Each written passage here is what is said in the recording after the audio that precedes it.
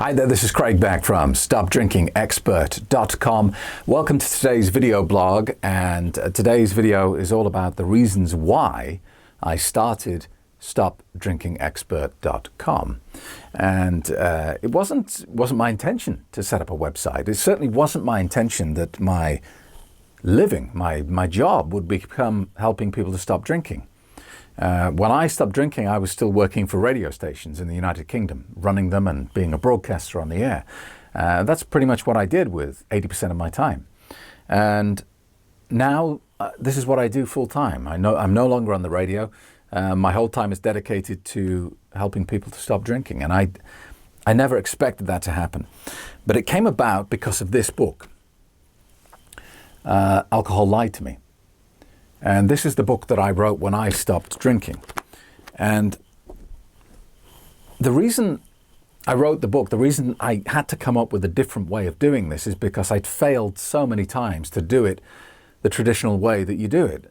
And I spent maybe a decade of my life trying to moderate my drinking unsuccessfully. Everything I tried failed, and I tried things that you would describe as being ridiculously dangerous, like buying prescription drugs off the internet because I knew that the doctor wouldn't give them to me, but I'd read about them and I wanted them because I desperately needed to get alcohol out of my life. So I would buy drugs on the internet to try and deal with the problem. None of them worked. I tried antabuse, which makes you effectively allergic to alcohol.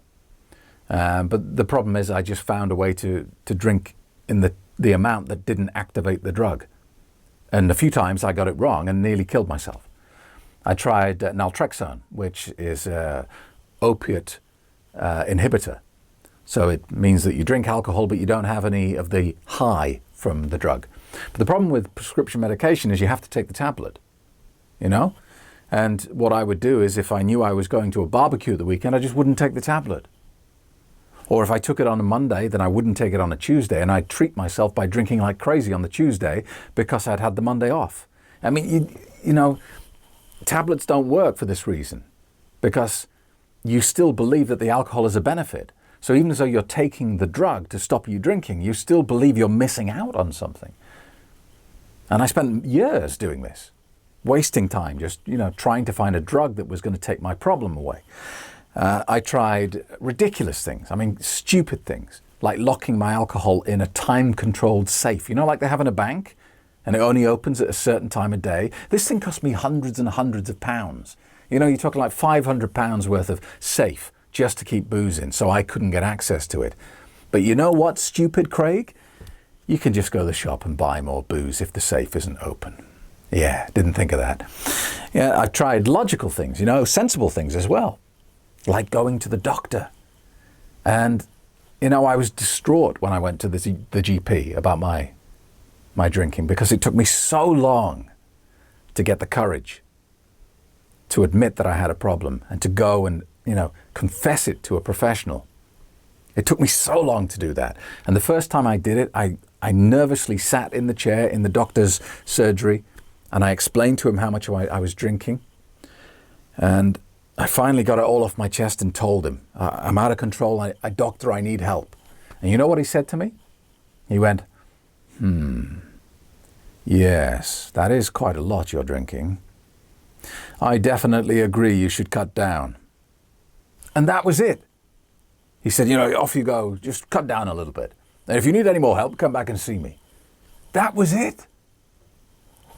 And so I went away and I opened a bottle of wine. And I put the whole issue to the back of my head and forgot about it for another 6 months. And I had a medical come up at work. I had this benefits package at work, and it included an annual health check. So I thought, okay, well, I'm going to use this opportunity to try again. And again, I sat with the doctor and I explained what I was doing with my drinking.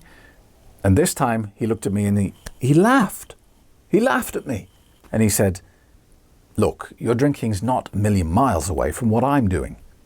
Just try and cut down a bit, eh?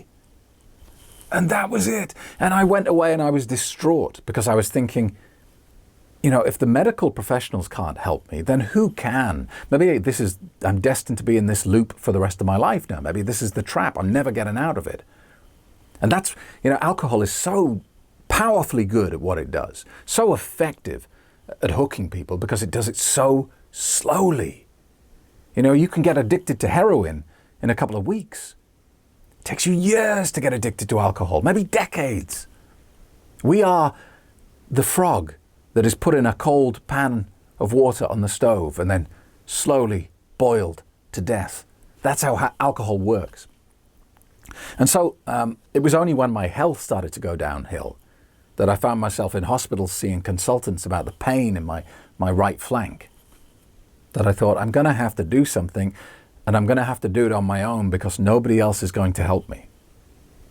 Nothing had worked and nothing looked like it was going to work. I didn't want to go to Alcoholics Anonymous because I didn't really think I deserved the label alcoholic. And B, I was a very respected local businessman at the time. I was the director of 2 companies in the town. I was also the patron of a large children's charity. And I was an entirely functioning alcohol user. You know, I never missed a day of work with my drinking. My driving license was clean. There were no DUIs. Nobody knew I had a problem apart from me and my family. So I didn't want to go and stand up in a room full of strangers and tell them that I was an alcoholic. So I knew from my training in hypnotherapy and neuro-linguistic programming that I had to reframe alcohol. I had to stop seeing alcohol as a benefit in my life, and I had to make it an enemy. Not my best friend, but my enemy. And so I became obsessed with alcohol. Not in the way that I used to be, but in researching alcohol as a drug. And I wrote down everything that I believed to be true about alcohol. Like, it helps me be more sociable. It helps me sleep at night. It helps me relax at the end of the day. It helps me deal with stress. It does this, it does that. And I wrote them all down on a list. And one by one, I tackled each belief and found out the truth. Why do we think alcohol makes us relax? Why do we believe that we sleep better when we have a drink? Why do we think that we're more sociable when we drink? And I dissected each subject one by one. And what I slowly found was something changed in my thinking. And one night I remember I went out and I bought a bottle of vodka. I thought, I'm going to drink this tonight. And I poured a big glass of it and I drank it. And I put the glass down and I realized I didn't enjoy it. It tasted horrible. And it's like I couldn't be bothered to pour another glass. And I knew then that that was the last glass of alcohol I would drink. I went to bed that night, woke up the next morning, and I tipped away the rest of the vodka. And that was the beginning of the journey. And a few weeks later, I started writing this book. At the time, I still thought that my situation was entirely unique. I thought, I had a very specific problem, and it was only really unique, relatable to me. But I thought maybe if 1 or 2 people read this and it helps them, then it will have done some good. And it wasn't until about a year after I wrote this book that people started continually email me saying, thank you so much, that your story resonated with me. It was like you were describing my behavior. And it was then that I thought, okay, so I'm not so unique. This is how the drug works. But people were saying, we're grateful for the book, but we need more. I need to know how to deal with Christmas without a drink. I need to know how I'm going to go on vacation without a drink. And so I thought, if I could take everything I'd learned since my journey from being alcohol dependent to having a happy, sober life, if I could take all that information and put it in one place, then I would have a resource that was always there for anyone who needed it.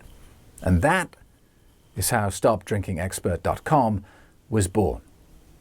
And that's the story. And thank you very much for watching the video. I hope it helps give you a bit of context to kind of where it came from. Because a little bit of depth behind the product maybe helps you. Because I think, one of the advantages of my website is that I've been there and done it. When you go to a doctor, they're either still in the loop themselves, or if they've never had a problem with alcohol, they don't really know how to empathize with you. They don't understand, It's like saying to someone, just cut down a little bit. You know what? If we knew how to do that, we wouldn't be here. If us drinkers knew how to moderate our drinking, we wouldn't be asking for help.